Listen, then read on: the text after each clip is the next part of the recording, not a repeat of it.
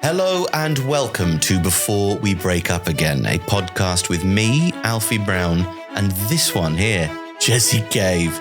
Today we speak all over the place, don't we? We go absolutely all over the place. We're always all over the place. No, this one was particularly all over the place, but I thought it was funny. It's your fault. I thought it was funny. I got so many impressions and so many funny skits in there. And so many philosophical rants by you. So many philosophical rants by me. Sorry, philosophical.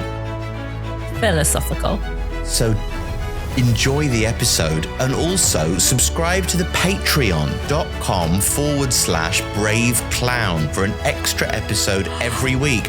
Subscribe on the website on your Chrome or Safari browser. Do not go through the iOS app as it will charge you more money than you need to be charged. I don't want you giving these bastards any more money than you need to. I don't see any of it. That's enough now. And you don't, it's only for them. So just don't do it. Patreon.com/Alfie Brown, Brave Clown. Yeah, what did you want to say? No, I need to leave now, so hurry up. Okay, it's a special late night episode. We started recording at 11 and it's now 10 past midnight. So there's a real charged atmosphere. Anyway, you find out what happens next. This is Before We Break Up Again.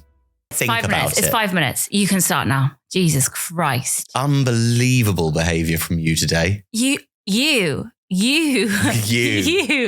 Alfie, you've been terrible today. I have been in a bad mood. You have been in a bad person. No, I haven't. No, but you've been so moody and just back to your old ways. Watch out. What?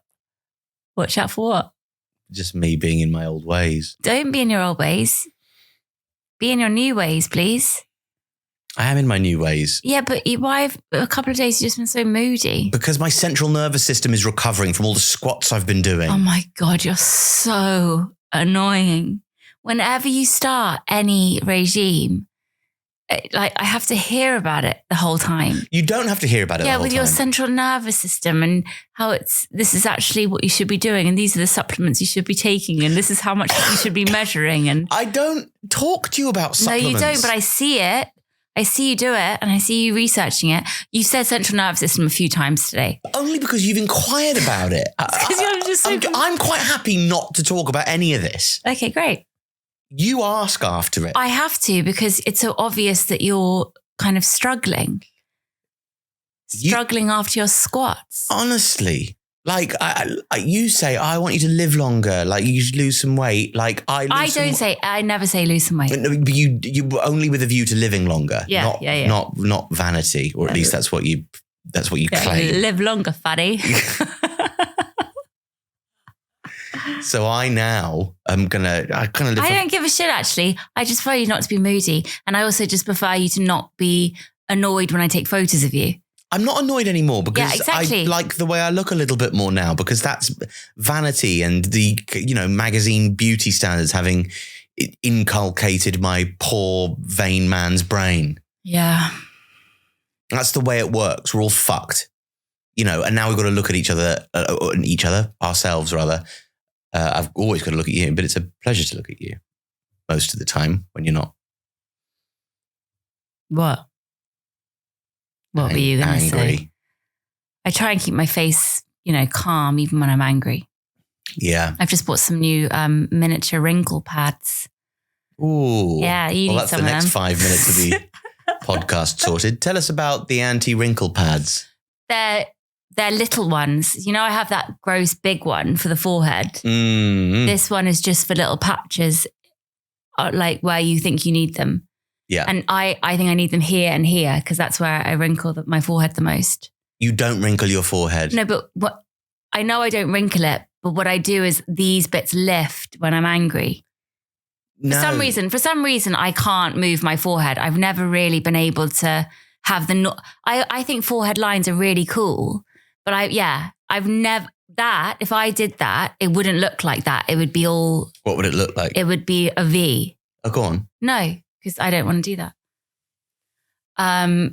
And I'm lucky that I've trained my brain from quite a young age, just because I think my grandma was quite like anti-wrinkle. So I think she said something once, or I watched a program or something where somebody said, don't laugh, you get wrinkles. Was your grandma a particularly smooth-faced geriatric? Oh God, no.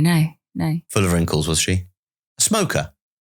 She was a secret smoker, I think. Yeah. She's the one who's painted all the cows that we see in our house nowadays. We're very proud owners of several cow paintings. And horses. A little kind of a pony, or maybe an ass. Oh, what's it called? A shellac pony? Shetland. Shellac ponies have absolutely gorgeous shiny hoofs, don't they? Really, really beautiful with sort of French tips. Is that shellac? French tips on the hoofs? Shellac pony. And all of our icons, because obviously we're incredibly religious. Deeply. Just for a bit of context, listener, it is 11 o'clock at night on Thursday, just before the release of the podcast scheduled for Friday morning. Jessie has got the lead in a new Marvel film. She starts filming tomorrow. Her superpower. I'm sorry the Daily Mail picked that up. Yeah. That would be great. Let's spread that. I'm the lead in the new Marvel film. Her superpower is she doesn't move her face. So when she's being interrogated, the police can never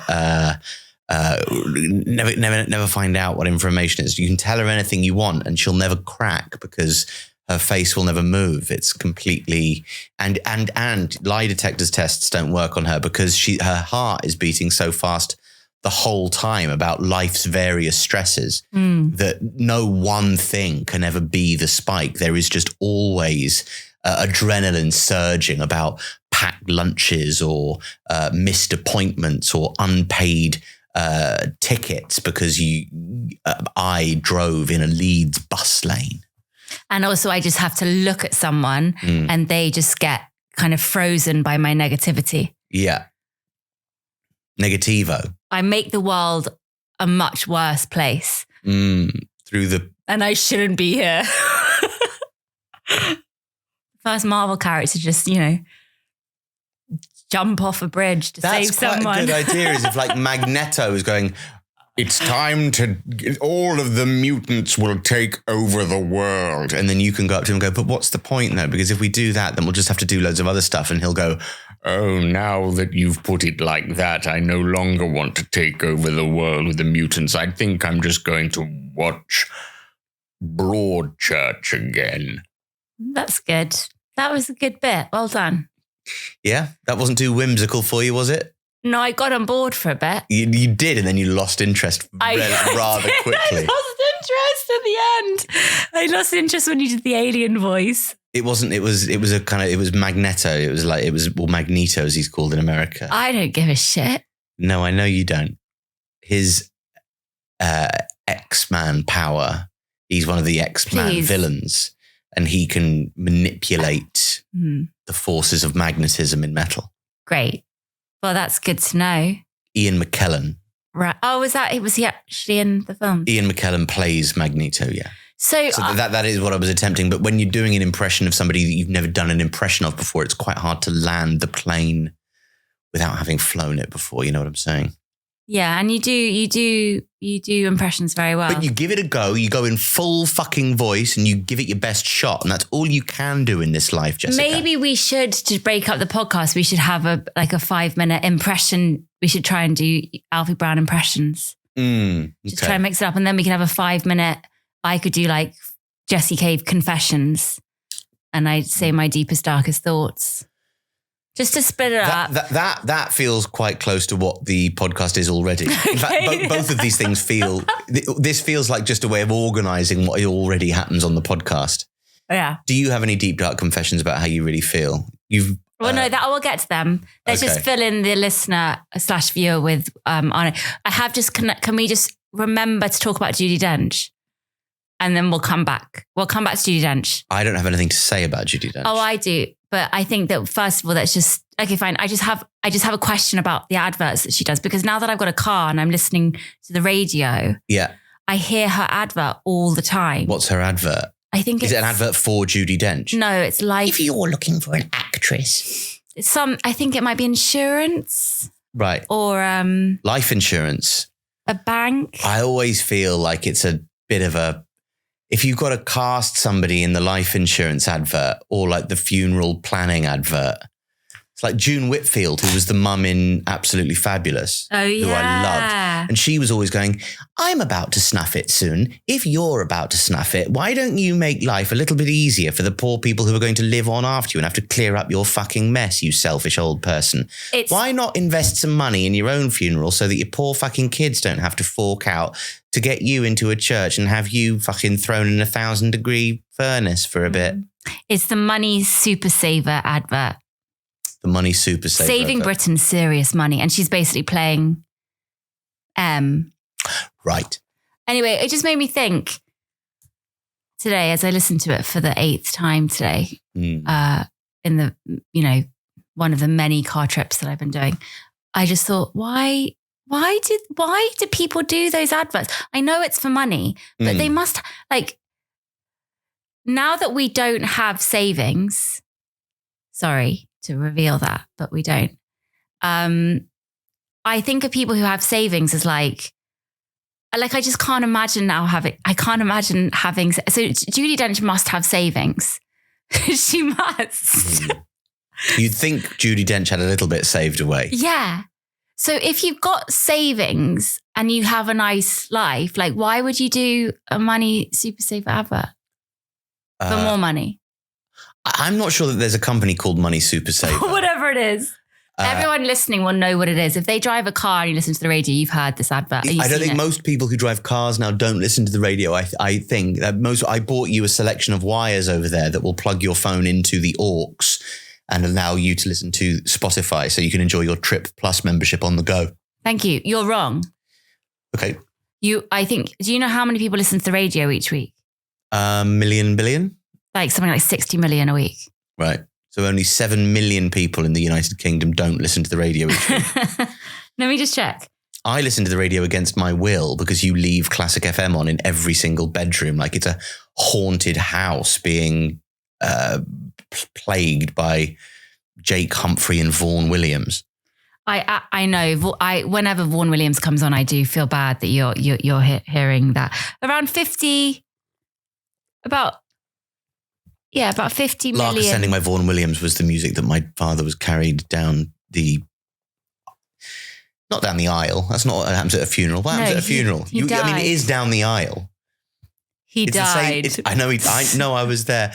I carried him. He was heavy, but it's not down the aisle.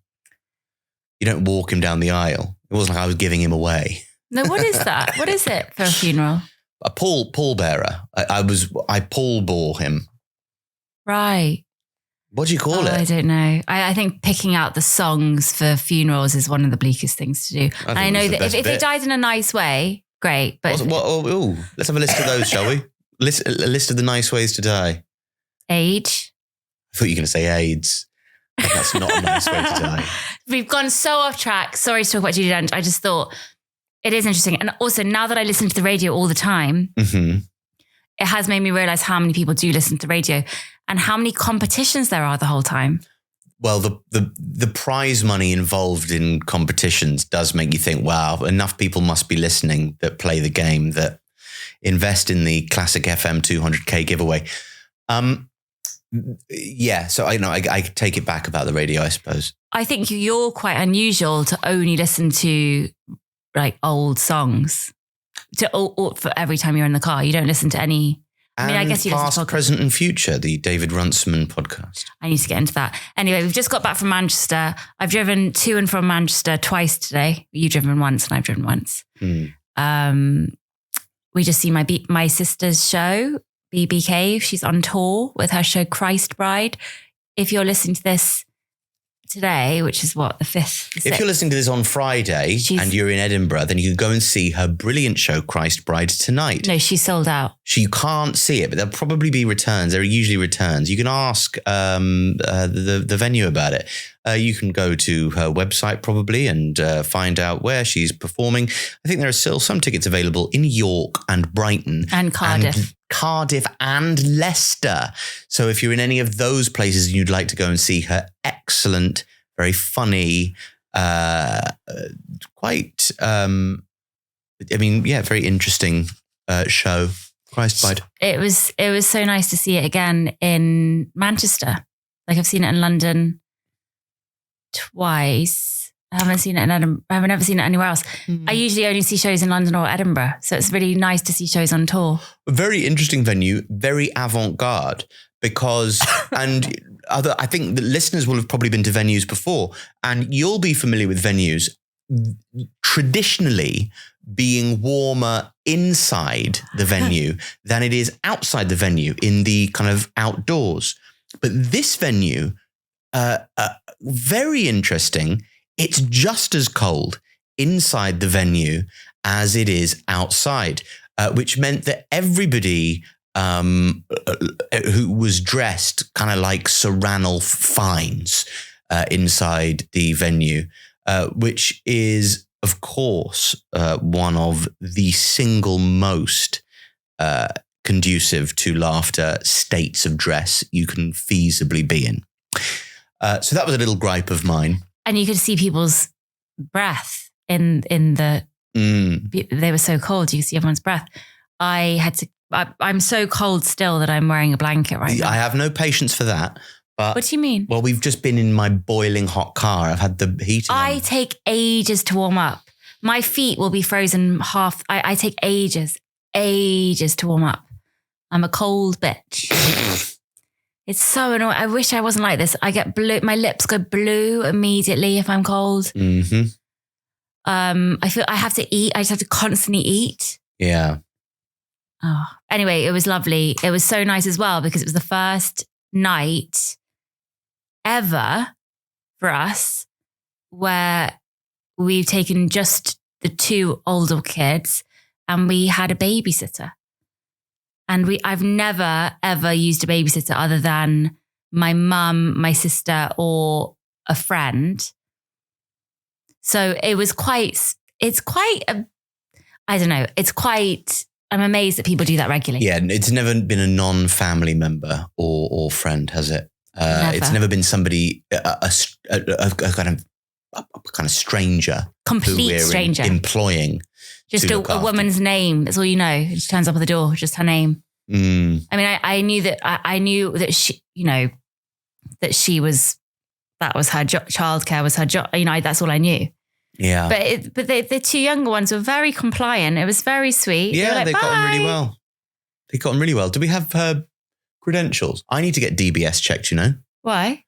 Because I'm teaching a course I'm teaching a stand-up comedy course to young men. That's so cool. All young people. I feel like that young men the other day, but anyway, so I need to get DBS checked, but that should be fine as long as none of those kids squeal. Okay. That's such a great thing for you to do. I'm so excited for you to do that. I really, really see that in your future. I see you in a prison. I do. I think you'll be... Am I allowed to leave the prison? I think you'll be in prison teaching. Yeah. Like just doing so, or like, I don't know. I don't know if that's offensive. Sorry. No, it's okay. I could see myself like Morgan Freeman in Shawshank. I just see you kind of... The first rule of stand-up comedy is you have to familiarize yourself with... Again, you just got to go in. You just got to go for it. Okay. I just see you teaching somewhere. And I don't know, the first thing I thought of was a prison. A good punchline deviates from the expectations set up in the... I think it's getting boring now. I don't think you can do any more impressions this episode. Okay. I'm just putting a pin in that. In your throat. Okay. That's quite a violent thing to say, Jessica. So... Have you prepped anything for this episode? Yeah, but not quite ready to do that yet. What are you waiting for? Do you have more Judy Dench stories? No. We're just talking loosely. Okay. No, we don't have anything ready because we're very tired. I'm sorry. No, we're not tired. I'm full of beans. You have been so annoying for the last couple of days with lethargy. It's my central nervous system. Oh my God. And I'm still recovering from my hormonal disruption. ChatGPT says you should be over that by now. Really? Yeah. How many weeks has it been? Enough. No. ChatGPT was quite rude about you, actually. Okay. ChatGPT said, right, she needs to wind her fucking neck in about that now. Actually, it's only been 3 weeks since I had the surgical abortion. So that would be... Yeah, okay. So you're still within the window of fatigue. And I'm ovulating. So that makes me very, very tired. As you know, when I ovulate, everything just shuts down. Impregnate me! You start singing your little ovulation song, don't you? So I'm not on top form. I'm sorry, everybody. You might and I've got to get up at fucking 6 a.m. to go to London. And I haven't even... Oh, Jessie, God. Not everybody gets to be in a Marvel film. It's the price I pay. What would my Marvel name be? You might not know this at home, but... my agent sometimes listens to this. This would be really embarrassing. I've already given you your Marvel name. It's Negativo. Oh, Negativo. Did you give that in your little impression thing? Yeah. Oh, I zoned out. Yeah. Okay. So I did look up some questions which I thought would be fun to talk about. Is that what you thought would... Okay, great.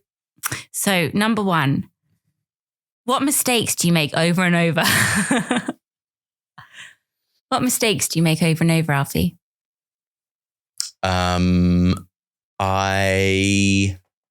What mistakes do I make? Shall I give you 3 questions and you can choose which one piques your interest? Oh, go on then, because that one didn't. Really? Were you quite exhausted by the question? Well, yeah, I mean, like, I don't know. That's all we ever talk about is the mistakes that we make over and over again. Okay, well, can I just say something? So oh God. What mistakes do you make over and over again? Or what mistakes do I make over and over again? Okay. Is it I stop going to the gym and coming inside me? That's definitely the mistake you make over and over again. Yeah, okay. Well, what's the mistake that you make over and over again? Having children? No, obviously not. What's the mistake that you make over and over again? Is it trying to get me to impregnate you? Is it? It's definitely something to do with my hormones, yeah, for me. Oh, right. So I'm the one who is to blame and you are the one who has this sort of, you've outsourced that responsibility to your hormones, whereas I am I'm just me, conscious me, without any outside influence of hormones or anything like that. Is that correct? I'm really sorry, but I didn't listen to anything you just said. It's okay. Let's just move on. So in an attempt to try and find something to talk about today, as we're half asleep. I'm not. I'm full of beans. I looked up questions that you should ask in relationships or icebreakers for conversations and blah, blah, blah. And all of the questions were stuff like, what's your ideal breakfast? If you could have lips for hands or hands, lips, yeah. And the questions, dog or cat, which Friends character are you? All of those ones, honestly. Which Friends character are you? Oh my God, I'm just obviously Phoebe, and I don't want to be. Yeah, but with your Phoebe with Monica rising. No, I'm definitely Monica, actually, aren't I? You're both. I'm you Monica, are both. Yeah, I'm Monica. I'd like to think I'm a bit of Jen too. You're not. Okay. Well, with my boob job, I will be.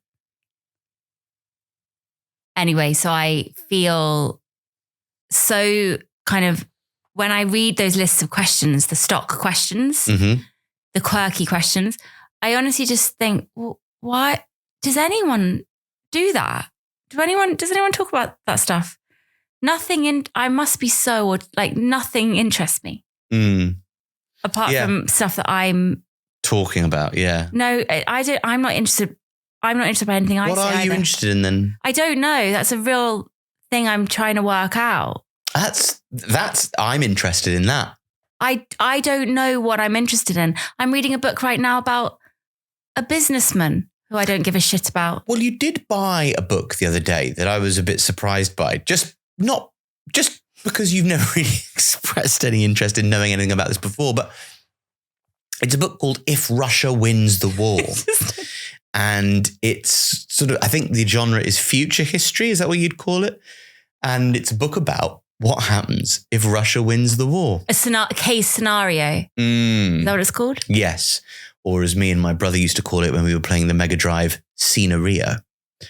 Because you could do scenario mode on some games and we'd call it scenario mode.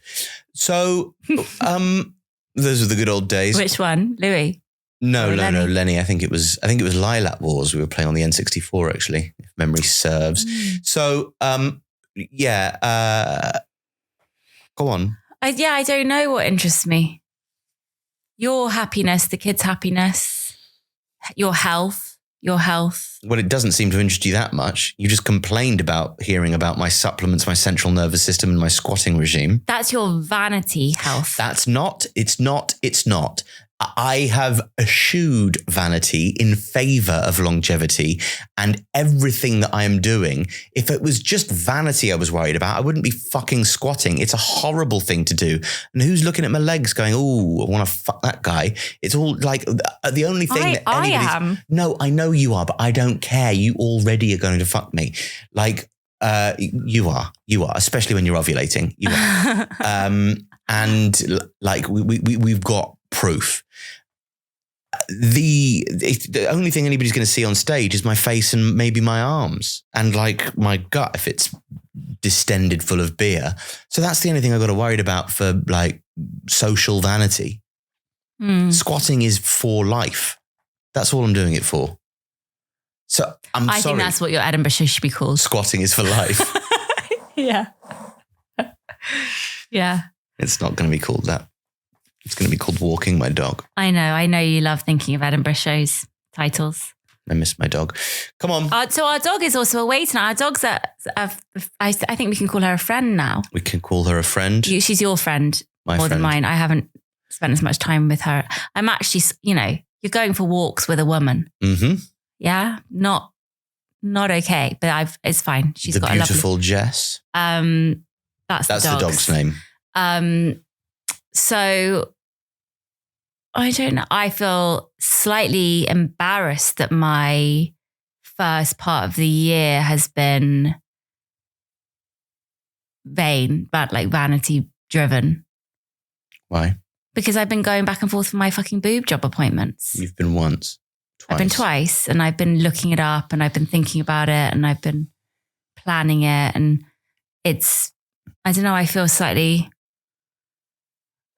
embarrassed by that, I guess. Vanity is really embarrassing, isn't it? Vanity is embarrassing, but I think because it displays weakness it's self-defeating, because vanity communicates an element of insecurity, I guess. And insecurity is unattractive, and unattractive is the thing that you want to avoid being.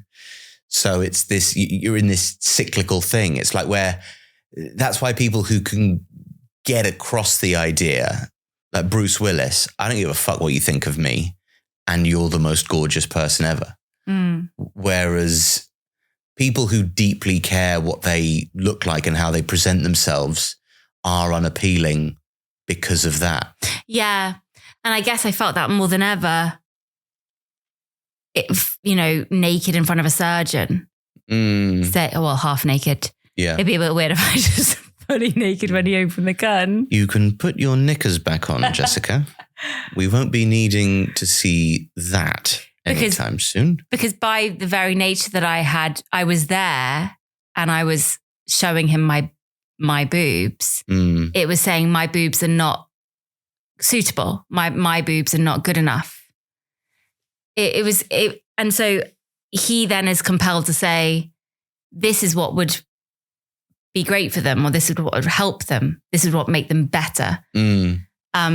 So yeah, it's in the last few weeks of having these boobs, it's weird. It's kind of, I'm having to kind of say goodbye to them and be like, oh, I'm sorry I didn't like you very much.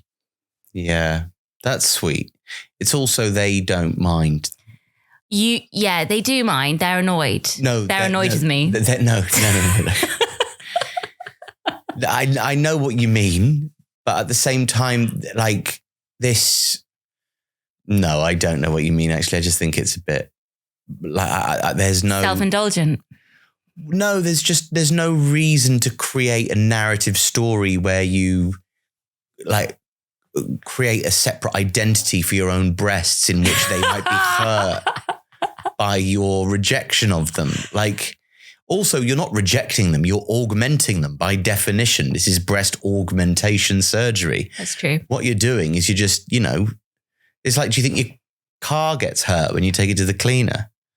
Not really the same, is it? But, it's funny though, because I won't, I showed my friend the photo today of what my boobs will be. Mm-hmm. And I purposely didn't show her because the you can see now on a 3D scan what they will be like. Obviously it's illustrative, but it's kind of, the surgeon did say this is genuine, that they usually look pretty much like this. Yeah. I showed her what they could be like. It's like, why would I? It was so strange of me to get out my phone and show her my boobs, but I did, and it's because they don't feel like they're like belongings. They're like, I've got lovely new Beanie Babies.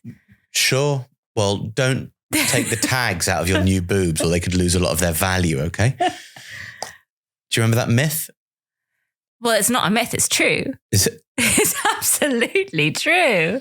Is it? Did you have any friends who you would go over to their house and you would open the cupboard and it would just be pristine lines of what are they called? Beanie Babies. It might shock you to learn this, but no, I didn't have any of those friends. Back to your breasts. Actually made of a very similar thing. They feel a lot like the rice tights that we've... Maybe you could put Beanie Babies in your bra to try and... Yeah, well, I'm going to have to throw away the rice and tights now because I dropped them in a puddle. Right. And of course, it's now not enough rice. It's not nice rice. I'm going bigger. Okay, another fun question. What has been draining your happiness? She's not a million miles away. Do you know what I realised having listened to the radio so much? Yeah. This is a very uncapital FM podcast. You need to keep that blanket still for just like you and your bandana and your blanket. Can you hear them? You just haven't stopped moving them this entire episode. I'm burning calories and that's what matters. You also put that bandana on right before we started the podcast for the podcast. Because I'm vain. What? Because I'm vain. I'm vain. Also, it keeps slipping down. It's really annoying. It's because I've got lopsided plaits today and it will look too lopsided for a podcast. Even though actually they wouldn't see it because I'm constantly looking at you like this. The length of the days. I would like days to be maybe 35 hours long instead of 24. Yeah, that's a good idea. I would like to, somebody once said to me, she said, I know this might be really depressing, but I'd like to live 2 lives, one high and one sober. And I then thought about that for ages afterwards, and I knew what she meant. At the same time, I didn't know whether I was depressed by it or not. Because if you could, and I doubt you could, I've never been in a position where I've spent so long high that the amazing thing about feeling high, cannabis I'm talking about, is that there's an elation to it, and the elation surely comes in the novelty, like you are emancipated from sobriety. Whereas if you just live in the high, then it loses all of the frisson of the emancipation, and you just end up in this stupor. So it surely isn't as good if you exist like it. But if you could exist in the elation, then surely that would be brilliant. And a lot of like cool ideas have happened upon me when I've been in that state. And there is, at the same time as being like deadening slightly, there is a lucidity that comes with it that is cool. You have to stop being so eloquent and poetic in these, because it goes between you saying stuff like that, using words like stoic. And I didn't use that. I haven't used. You just said stoic, didn't you? I didn't know. What words did you just say? Stupor. Stupor. There we go. That's actually more of a Scrabble word than stoic. And then it cuts to me going, did you have a friend who had loads of Beanie Babies?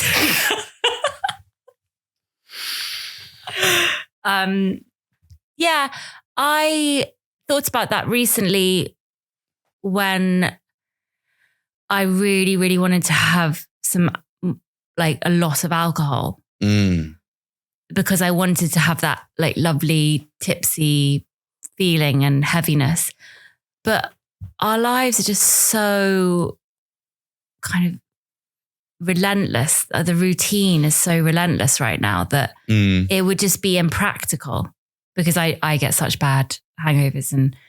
But I do like the idea of getting to an age and being like having wine at like 4:30 p.m. every day. Yeah. I think that we can get there. And I think that I just don't think that we would actually be able to function if we drank any more than we did, or did anything any more than we did. No. What was the initial question that made me go there? What has been draining your happiness? So I guess you went immediately to the thought of, it drains my happiness that I can't be high all the time. No, well, I think that I don't deal very well with lots of little jobs. I need one big job. And if you'll excuse the expression, because there's always little bits and pieces to do, and it's quite hard to organize your thoughts when there's lots of little bits and pieces to do, and to actually get down. I would like to be more, at the risk of being verbose, monomaniacal. If I could focus more on one thing and have it drive me, rather than, I mean, maybe this is all just a kind of long-winded way of saying I want to procrastinate less. I tidied the kitchen today, but not for the right reasons. Well done. But not for the right reasons. Just to stop doing some work. Because it's not scary to clean the kitchen. Well, that's exactly what my days are. My days are constant cleaning to get away from actually doing any work. So that drains my happiness. I can see I can see that as well. Whereas my day, you do 10 minutes of piano, and then I can see how you just so want to just sit there for ages and do it, but you're doing it because it's 5 minutes before we have to go to this thing. Or that fills me with delight and really lifts my days. And I have to say, I am surprised at, I used to like play the piano. I never had lessons really, apart from a few when I was a kid. But I played a lot when I was like 17, 18, but just sort of taught myself. And I would look at guitar tablature and then work out, if it said like fifth on the A string, then it would be, A sharp, B, blah, blah, blah, blah, and work what note it was from the guitar tablature and play it on the piano. And taught myself piano using guitar tablature, but not very well, and just learnt what the chords were. And then if I didn't know what a chord was, I'd look it up online. But I am surprised at how quickly it's come back to me. And I can play kind of almost, not like Billy Joel plays it, but I can play New York State of Mind. And I mean, it's just, I could sit there playing that for hours. Yeah, it is probably, and with my sewing as well, I've just picked that up and do. But if there isn't something that I can get out of it, and I feel like it's worthy, I I think I'll lose interest pretty quickly. So with playing the piano and being able to play, say, I've always wanted to be able to play something from the Amelie soundtrack. I know I would be able to do that, within a few weeks. And then I would, months, whatever, how long it would take. But then I don't know what I would get out of that. And I think that's a similar problem to what our son has right now. I think he's having this kind of moment of, but what's that for? Why would I be doing that? What's that for? Which is a failure, really. I need to be able to do something, and I'm talking about, happiness. I need to be able to do something, and it doesn't need to be either for money or for, to fix something. It needs to just be something for the act of doing it. But surely pleasure is sufficient itself, as it exists unto itself as meaning. The meaning is pleasure. But I find pleasure in general really hard to engage with. But that's the failure isn't the pleasure, then it's you. No, I know. I know. I don't know why. And also I'm a Taurus, so I should really fucking enjoy pleasure. It's almost like it's all made up. And you could, the other day I said, well, why don't you just read?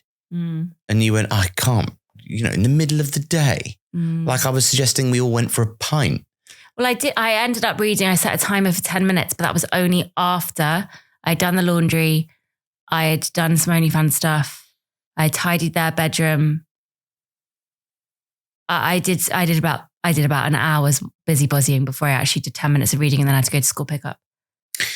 It's what I want to write about in the new show, is what I think I've spoken about this before, but the existential crisis I had when deliberating as to whether or not I should buy the new Football Manager simulation game for my computer, and then kind of fretting about whether or not that was like a good use of my one human's life.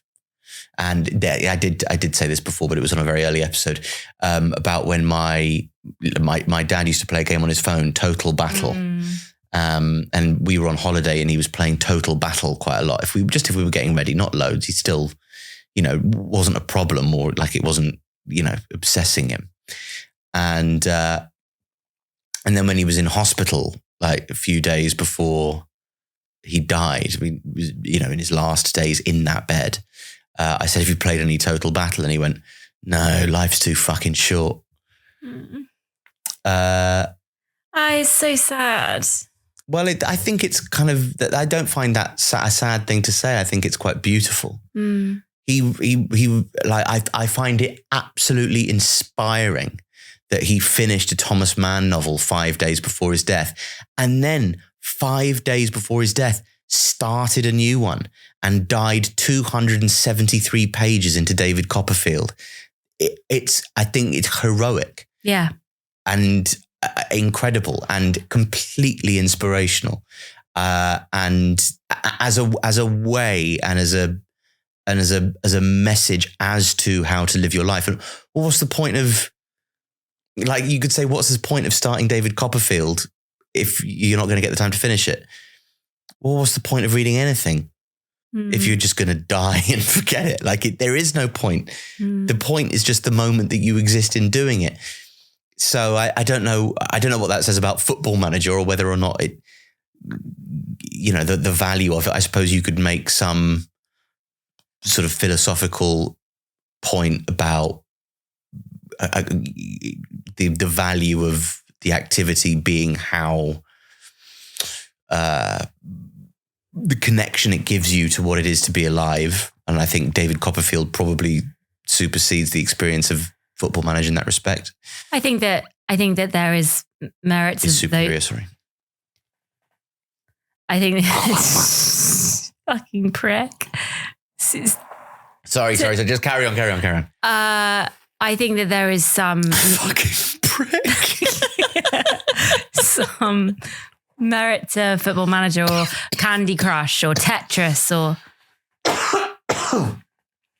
I'm saying something poetic now. Sorry, okay? It's very hot in here. I think there is something good about those kind of soothing / numbing activities in moderation. And I think actually I need to do some Football Manager or something like that. I think that would be really good for me to do. Do you want me to teach you how to play it?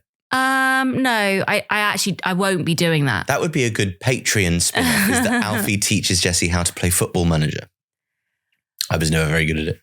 It's just so exhausting. Everything's so exhausting. It's also our lives relatively are easy. Oh, I know that. I fucking know that. Do you? Yeah, I do. Okay. Of course I do. Good, okay. We're doing a podcast. I know. Like, it's nice. Mm-hmm. It's all quite nice. Yeah. Yeah. I think so. Yeah, I think so too. You just have to sort your scabs on your forehead out.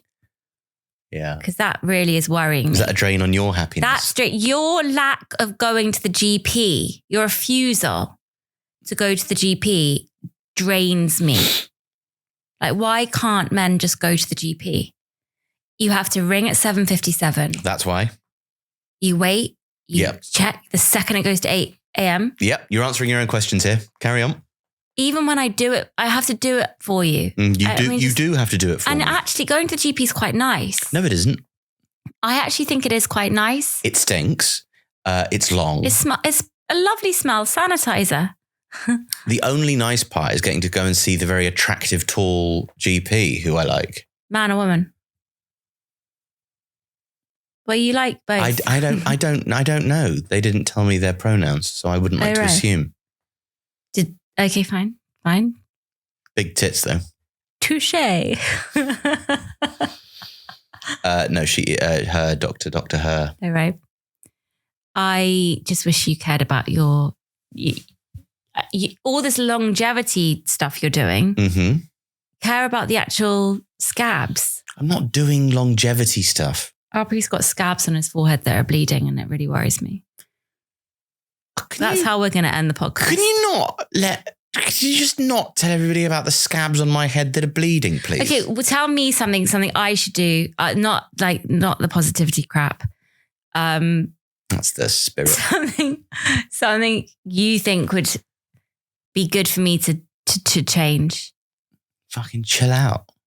Yeah, that's why I've just said that about Football Manager. I am chilled out. Did you not have once? Did you not have once? Did you keep a positivity jar for a brief period? A happy jar. A happiness jar. Are you correcting me? It was a happiness jar, not positive. I not keep a positivity jar. It's the same fucking thing, isn't it?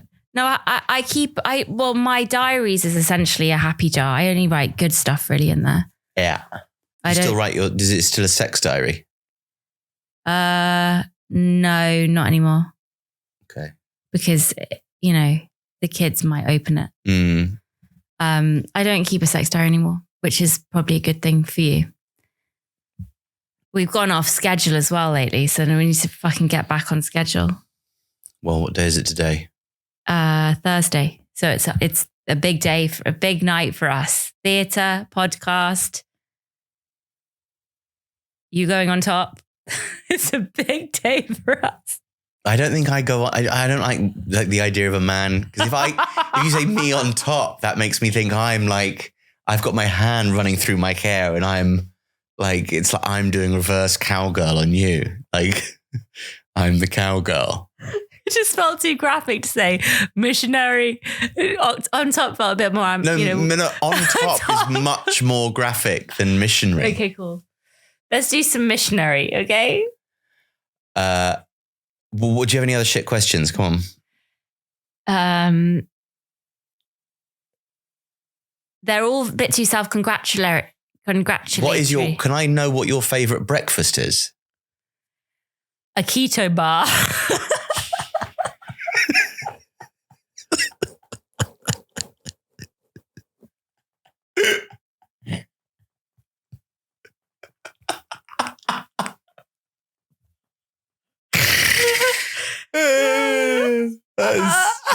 It's so depressing, I know. Yeah.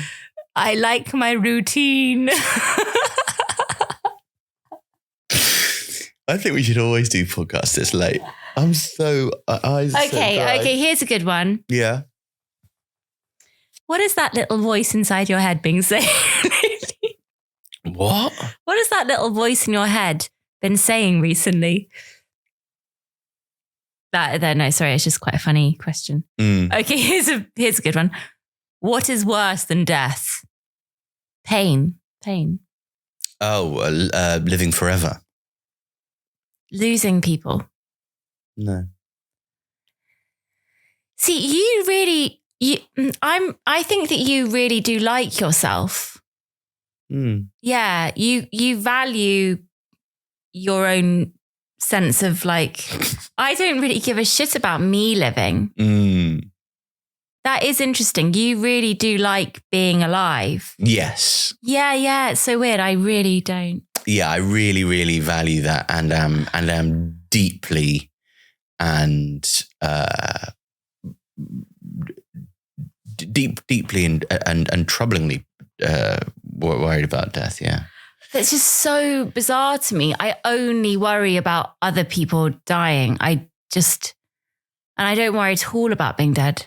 Well, I've always worried about it, but only from the perspective of I cannot bear the idea of trying to perceive the absence of consciousness, because again, there feels like this unraveling of a ball of string in my brain, trying to imagine a lack of consciousness with the very consciousness you're trying to imagine being without is a impossible, like, unraveling torment, awful. And then the idea of infinity, I cannot have that, and I won't have anything to do with the infinite. What?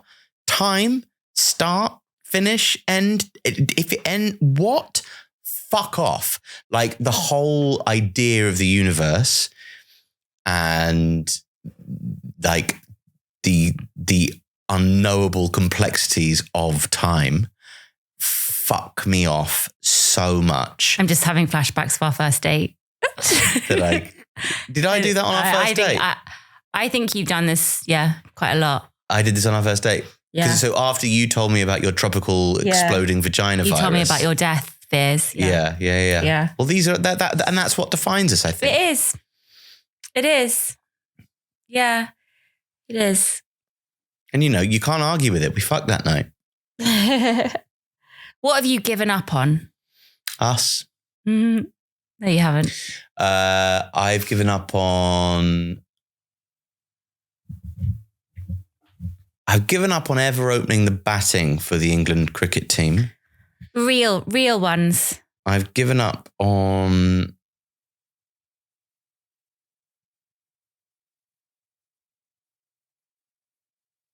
nothing that I want. I've given up on. I mean, I wouldn't. Yeah, I don't think you're a quitter. No. I mean, you gave up on retail. You turned your back on retail. Yes, but I never. It wasn't like. Yeah, I've turned my back on retail. Yeah. But yeah, I've given up. I'm going to answer the question now for myself. There's no Top Shop to go back to. I think I've given up on the idea of having another baby now. Oh yeah, I've given up on the idea of you having another baby too. And I've given up on this need to be like camera ready.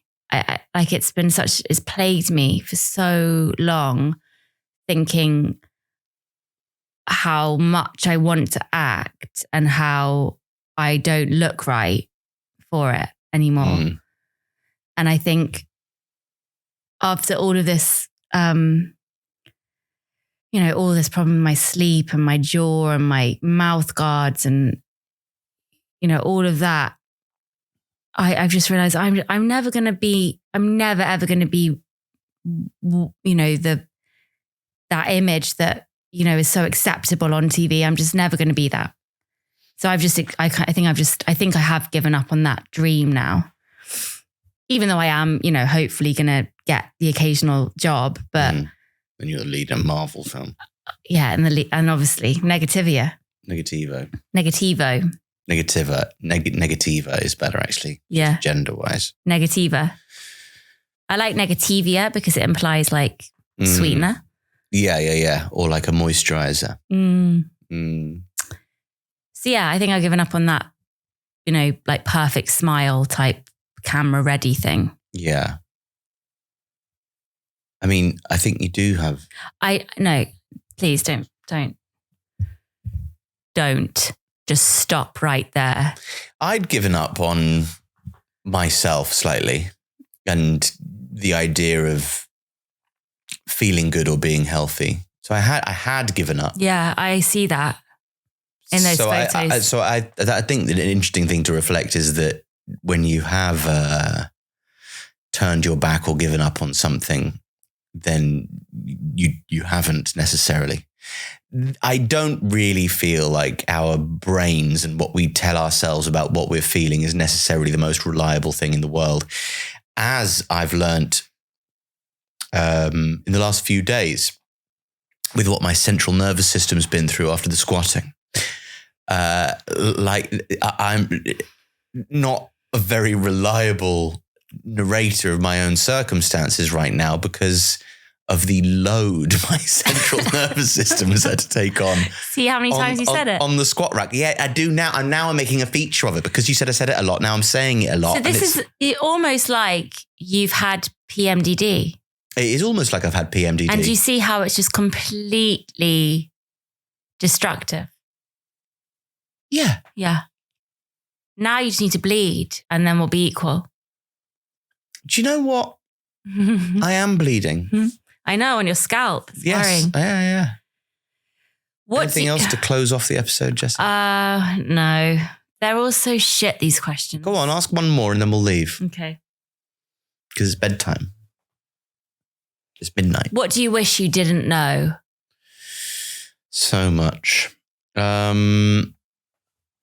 wish that asymptotes. I wish I didn't know about asymptotes. What are they? The asymptotes, I think, if I'm right, a mathematician will correct me, but asymptotes are lines that run parallel to each other, getting very, very slightly closer together. But the angle at which they are positioned facing, so the lines are going closer together, but they're getting closer together at such a small increment that if these lines run infinitely, they would never touch. Fuck that. That's one of those maths universe things that I just go, nope, no, it's not. Stupid. Right. So I wish I didn't know about that. There's nothing else that I wish I didn't know. And apart from that sort of joke answer, I don't really think. I sometimes think it with the news, and I wonder if we know too much. Like I don't think I need to know what Jennifer Garner's garden looks like. I think it's probably too much.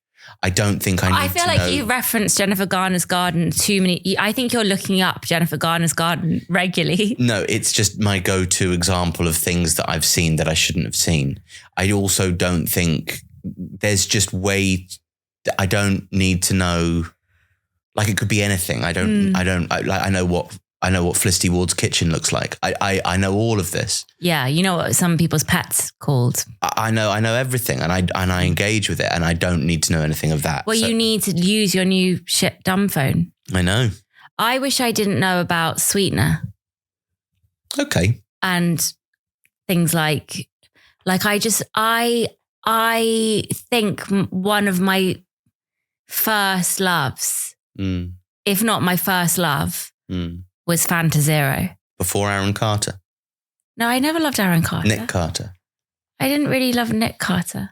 Before? I actually think I was quite gay as a teen. I don't think I actually really I think I was more in love with Britney Spears than I was Justin. Yeah. I do sometimes feel one day like you are going to be in a club and a woman is going to try and kiss you and you're going to kiss her back and you're going to go, oh, no. Yeah, I am worried about that. Do you know who I think I'm going to become? So you know the Ellen. No, not Ellen. Thank you fucking very much. Ellen. Like, okay, you know the character in Succession? Oh, yeah. When there's a newspaper family and they try to buy, and they go to their ranch or whatever, and they have a meal. Yeah. The head of the family is an actress who usually plays kind of quite gay characters. In Transparent or Transparent, however you choose to pronounce it, with Jeffrey Tambor, the now disgraced Jeffrey Tambor, she plays the old literary gay professor type person who one of the sort of queer children of the Transparent goes to and has a quite heated and intellectual lesbian experience. Yeah, I'm going to be her. The kind of the literary matriarch. Yeah, lesbian. I'm going to be. Yeah. Okay, great. Yeah, I think that's my future. Because I would love to fuck the literary matriarch lesbian. I think my type. What kind of women are you into, Alfie? The literary matriarch lesbian. That's who more than anyone else in the world, it's the literary matriarch lesbian as a type. Okay, that's it. Let's go to bed. Okay. Thanks very much for listening, Thanks everybody. very much for listening. If you... Don't plug anything. Why? Because we do it in the intro. Tell you that every week. I know. I'm just going to say again about BB show because you're not going to do that in the intro. That would be a bit much. Yeah. Oh, yeah. That's too nice. Yes. You can't tip 25%. We talk about it at the top of the episode, so it'd be a bit weird. So you don't need to mention it now at all. I'm just going to say, just go and look at her Instagram and see if you want to go to her shows. Okay. Even though she's selling really well, it's really annoying. Okay, let's end the podcast. There we go. A little bit of truth at the end as a treat. Okay, let's lose the bandana next episode, yeah? Yeah, lose your coat. Lose your shoes. This is not a shoe house. It is a shoe house. It's not a shoe house. I never agreed to your fucking shoe rules. Go on then. End it.